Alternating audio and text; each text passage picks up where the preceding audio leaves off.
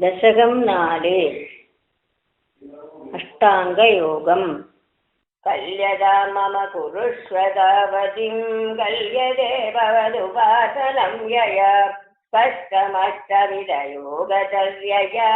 पुष्टया तव तुष्टिमाप्नुयाम् ब्रह्मचर्यददादिवीर्यमैः अप्रमादि नियमैश्च भावित कुम्मजे दृढममेषु कासनं पङ्गदात्यमविवाभवत्पराः तारमन्दरनुचिन्त्य सन्दतं प्राणवायुमविगम्य निर्मला इन्द्रियाणि विषयाददापकृत् यास्मये भवदुपासनोन्मुखा अस्फुटेव भूषिते प्रयत्नतो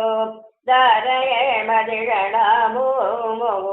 तेन भक्तिरसमन्दरात्रताम् उद्वगेम भवसङ्घ्रिचिन्दका विस्फुटवयवभेदसुन्दरं तत्त्वभूसुचिरशीलनावसादे आश्रमं मनसि चिन्तयामहे ज्ञानयोगनिरतास्तदाश्रया ध्यायतां सकलमूर्तिमीदृशीम् उन्मिषन्मधुरताखिलात्मनां सान्द्रमोदरस्वरूपमान्तरं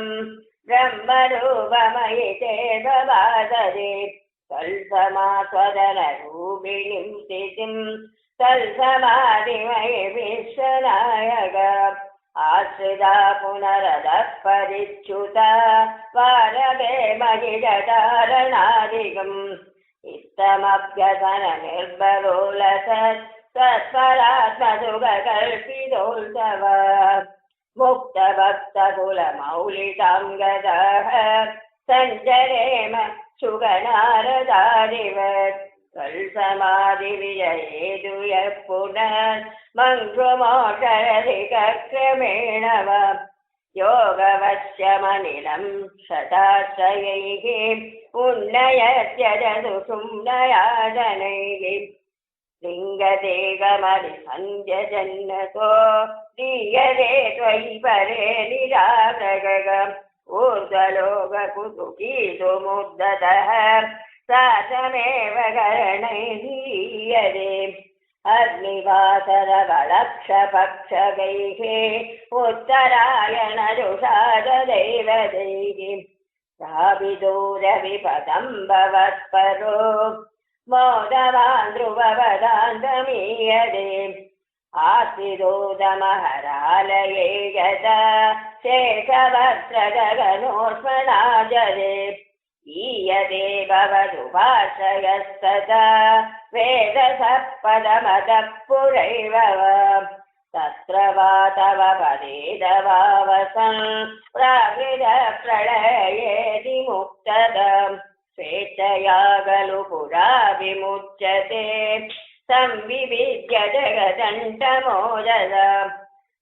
तस्य च क्षिदिवयो महो निलत् ओमहत्प्रविधिसप्तकावृतिः तत्तदात्तगदया विशन् सुखी याजिते पदमनावृतं विभो अक्षिरादिगतिमीदृशीं व्रजं विच्युतिं न भजते जगत्पदे सच्चिदात्मक भवद्गुणोदयान् उच्चरन्दमनिलेश पाहि माम् ॐ श्री अनन्ताय नमः सर्वत्र गोविन्दनाम संकीर्तनं गोविन्द गोविन्द।